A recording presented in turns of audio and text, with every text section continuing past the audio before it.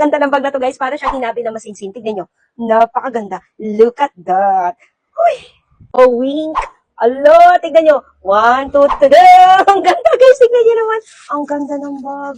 Guys, tignan nyo. Parang anong tawag dito? Parang yung ano ba tawag dito? Basta ganyan siya, guys. Ang cute niya. Nagustuhan ko yung kulay black, pero may iba't iba kayong kulay na pagpipilian nito, guys. Tignan niyo naman. Ang ganda niya. Papakita ko sa inyo ang loob, guys. Ayan siya. And nilagyan ng asawa ko ng pang ano.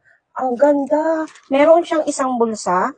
I want to. And then, dalawang bulsa na walang zipper. And then, isang bulsa na may zipper siya, guys. Ayan, oh. Ayan yung bulsa na walang zipper. Ay, grabe. Tignan niyo naman, mga mi. Ayan yung may zipper. Ang ganda. Ayan siya. OMG. Ang ganda na quality niya, guys. Tignan niyo naman. Kulay black talagang favorite ko sa mga bag, guys. Tignan niyo. Oh, hala ko. Napakaganda. Tapos, as in, spacious talaga siya, guys. And then, nakasulat yung kanyang pangalan dito. Ayan. O-wink ata. O-wink ata ang ano niyan. Ang ganda ng strap. Siyempre, tanggalin natin yung strap. Matibay yung ano ng strap niyo, guys. Double and tahi. And then, maganda talaga yung ano niya, oh. Leather talaga siya, guys. Leather. Ito yung bag na hindi nababasa, ha. Hindi po yan nababasa, guys. Ayan siya.